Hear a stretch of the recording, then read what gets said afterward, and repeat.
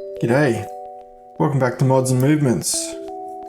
Today on the bench, we've got Explorer dial, brushed case, pointy hands, no idea what the hell you call them, leather bracelet, NH35, bang, let's get stuck into it. So we've got a 40mm brushed case, 12.8mm thick, 20mm lug width, 48.5 lug to lug. Of course, for an Explorer style build, we need an Explorer dial. Really good quality, 369, no date. And this one I've gone a sterile dial. I'm moving away from the Seiko branded dials. And I've actually made a Mods and Movements logo, and I'm going to be putting those on my dials from now on. So as always, first things first, we're just going to pull off the dial feet we don't need. So basically the two that are closest to the center, both sides. I'm not going to file this one. I'm actually going to take it to the bench and I'm going to put the Dremel on it today. Alright, so we're back from the dirty bench. I highly suggest if you've got access to a Dremel, give that a crack because that's a game changer. So while I'm putting this dial on, I guess it's perfect time to talk about why the Explorer. Well, all I'm trying to really do with the channel is build up my watch collection. These builds probably only cost $200 off AliExpress, and you get to try out these styles of watches, you know, like, especially if you're creative as well and you like building, you know, you can build these watches and see if you like them. Like that last Datejust build, probably not a style of watch that I'm going to wear regularly, so buying a Rolex Datejust is probably not for me. But being able to build it and then still have it in the collection is awesome. Alright, cool. I'm really happy with that. Everything looks straight down this line. Spacing here to here looks good. Did just notice a bit of smudging and marks on here. Let me know what you think of the logo. I love geometric shapes and Fibonacci and all that kind of jazz, so I think it fits in well. It also has meaning with the letters of the channel, Mods and Movements. You can see it's got the M at the top, and then same thing upside down, obviously, Mods Movements upside down, bang bang. It's all been done to the Fibonacci sequence and Fibonacci spiral, so when you lay the Fibonacci spiral over the top of everything, it lines up and it's all true to the Fibonacci sequence, so it's visually pleasing. Alright, let's get this hour hand on. So, good thing about this build, no date window, so we don't need to line up anything to midnight.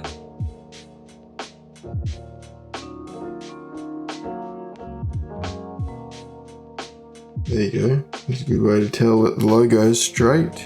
You can see it by the hand. The studio now has air conditioning, so I can close everything up, cool it down, hopefully block out some of the noise.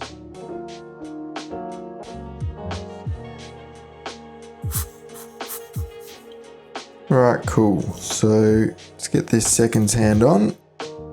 Now we've got everything lined up.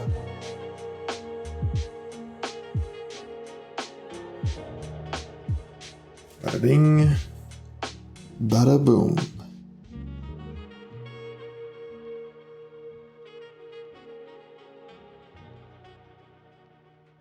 Alright, let's get this bad boy cased up. Dial is looking mighty clean. Although I can see, that was nearly disastrous.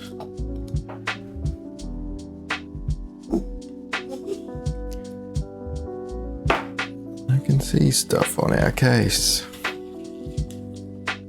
The case has got to be the hardest thing to clean because you can never tell if it's on the inside or the outside until it's entirely too late.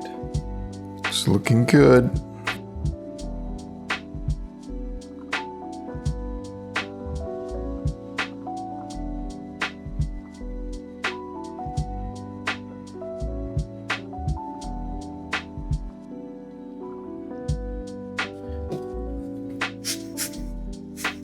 Alright, let's get this crown stem sized up. 645. Get this marked up, cut down. Come back and bang it in and get this cased up properly. Alright, let's get this gasket lubed up.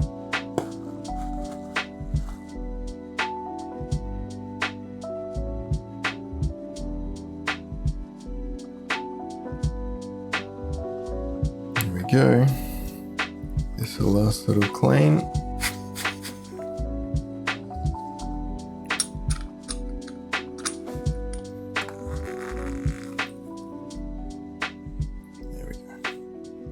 Time setting works, winding works, date obviously does not work. Let's go screw in, beautiful.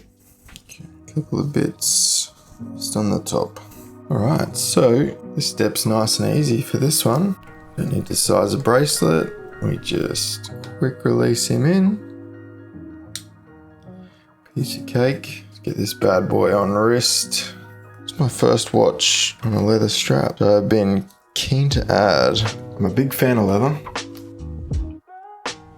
Alright, we'll finish off on some B-roll. Thanks everybody for watching. Like and subscribe. Go and check out the Instagram. Leave a comment below. Let me know what you think I should make next. I'll see you on the next one.